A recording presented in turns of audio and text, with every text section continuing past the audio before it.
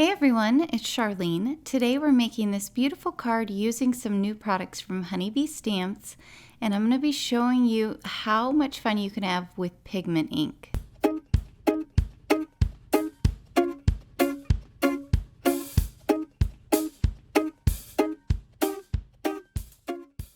I'm starting out here with the wonderful Wishes layering stencils. Now you could use any kind of stencils for the technique I'm using today, but this is an amazing set. It's 6 different stencils. And first I'm going to create my color base. I'm essentially just creating my own colored cardstock here by using some Tumbled Glass Distress Oxide. So I'm going to cover enough of the paper that I know those stencils will fit inside of that colored area. And just to make it easy on myself, to make this go a little bit faster, I'm going direct to paper.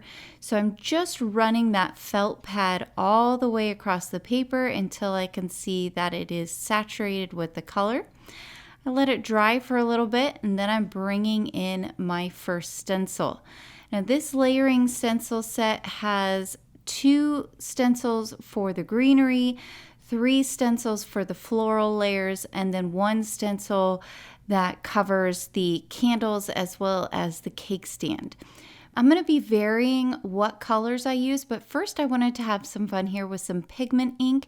So I'm going to be using pigment ink on both of the foliage layers. And so my leaves and all of those little pieces are going to be done with white pigment ink.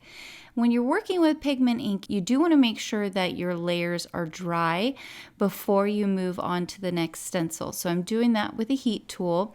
And the reason you want to make sure it's dry is because your next stencil could potentially smudge that pigment ink.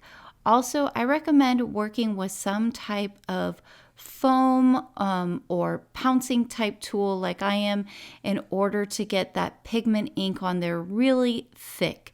A brush doesn't tend to work as well and you don't get quite as good coverage. I finished the first 2 layers with the pigment ink, and now I'm bringing in cracked pistachio. The reason I chose to work with Distress Oxides today is because they layer very well, and I know I'm going to get that green color here. Now for the next flower stencil here, I'm actually going to come in first with the white pigment ink again. And you may be wondering, okay, why are you going to do that if you're actually going to use color? Well, a fun technique you can do with Distress Oxides is you can put down a layer of white pigment ink, and then when you come back in with whatever color Distress Oxide you're going to use, it's going to lighten up the ink.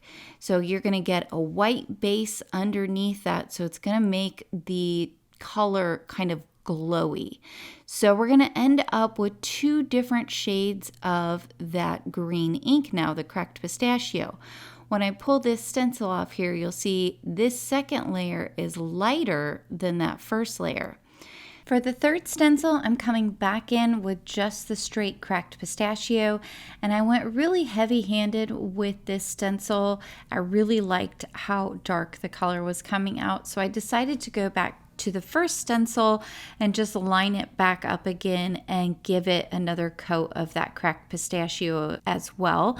So that way there is a very noticeable difference between the cracked pistachio in the first and third stencil versus the cracked pistachio that I used on the second stencil, which had that white pigment base underneath the color. Hopefully that makes sense here as you're seeing it, but I've finished up now. You can see all of the beautiful tones of the green with the blue and the white. Using the coordinating die here to the Wonderful Wishes set, and it's going to cut out this whole stenciled area to create my cake. You can see the set also comes with a cake stand as well as candles that coordinate with the stencils as well. Now I have come in with a white gel pen, and I'm just going to add a few details here and there around on the flowers just to add a little bit more interest and texture to the finished piece.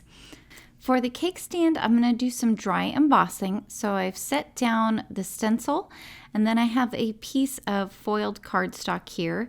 Then I have my tan embossing mat and my blue embossing plate.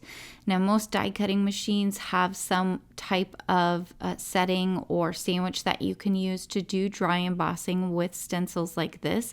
So definitely check out your machine. But now you can see here the stenciled image has actually been impressed into the foil cardstock. Now I'll use the coordinating die to cut it out. You could do it the other way where you cut out the die and then do the dry embossing. You'll retain more of the detail from the dry embossing that way. But with intricate kind of die cuts like this, it's a little harder to do that because you have to make sure it gets lined up just perfectly with the stencil before you run it through. So here you can still see a lot of that detail, all of that fun dry embossing we did there. For my sentiment as well as the candles, I'm using the You're So Extra stamps and coordinating dies. For my sentiment, that's going to go on the front of the card. I've chosen that scripty happy birthday, which is very pretty. Stamping it out here in some intense black ink. I'm going to double stamp it, and I'm only kind of lightly pressing on my MISTI door because I want to make sure to keep those nice fine lines of the script. I'll cut this out with the coordinating die, and off camera I did cut out 2 extra of the die cut in order to layer those up with some liquid glue. Now I'm stamping out the candle. Now there's a couple of different ways you could stamp this candle. You could stamp just the candle without the flame like I'm doing here. I'm going to stamp 3 and then die cut those as well.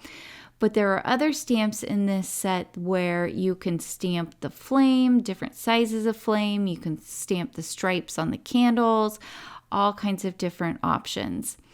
I've cut out a piece of white and black cardstock here, and I'm going to layer these on top of each other so I have a nice thin black border all the way around.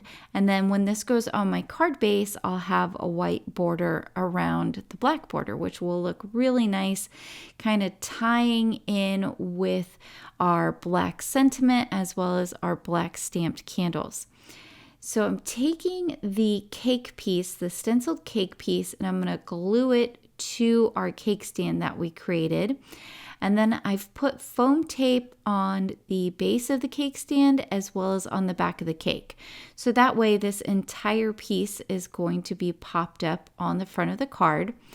It is a large cake, so it definitely takes up the majority of an A2 size card. This is going to be a finish size of 4¼ inches by 5½ inches. So now I can bring in the candles. I'm actually going to trim 2 of them with my scissors. And you can see I did cut out an extra of each of those candles and glue it to the back as well to give these a little bit of dimension too. So my sentiment as well as the candles are just slightly raised off of the card. I kept the 3rd candle longer because I'm going to put that in the center. I wanted it to have a little bit higher on the front of the card. I went ahead and placed everything so I could get a sense of where I wanted it, and then I used my wax tool there in order to pick up those little die cuts and make things a little bit easier on myself before I glue them on there. For this style of scripty sentiment, you could do it on the horizontal, or sometimes I like to do it at an angle where it kind of looks like maybe it's been written naturally in cursive, because I kind of tend to write at that little bit of an angle when I'm writing in cursive. So I did that with a sentiment. I think it looks really nice at a slight angle. Lastly, I'm going to bring in some of the Let's Party gem stickers. These coordinate really well with the greens. They've got a rainbow of sparkly colors there. And now I can attach the entire thing to my card base, and then I'm going to stamp my sentiment on the inside of the card. I'm going to use that same You're So Extra stamp set. And there's this fun little sentiment here where you have check boxes that you can check off, where it says extra special, extra loved, extra awesome. There's a little X you could use. There's a little check mark, which is what I use. And I went ahead and checked off all 3 because Naturally, anyone I'm sending this to for a birthday, I'm sure is all three of those things. So for the little check mark, I went ahead and just used a little acrylic cube here. It made it a little easier than trying to move around that tiny stamp on my MISTI. Now, of course, you could stamp your sentiment inside of your card before you put the card front on, which is probably the better route to go, but I often forget to do the inside of the card until after I've finished off everything else. And sometimes I leave it blank on purpose so that way I can fill in that part later on. So here's the finished card. I love how that pigment ink looks on top of the oxides, how we were able to get those two different gorgeous shades of green. I hope you guys picked up a few tips and tricks today. Please be sure to like and subscribe, as well as hit that notification bell so that I can continue to bring you more crafty content in the future. Until next time, happy crafting.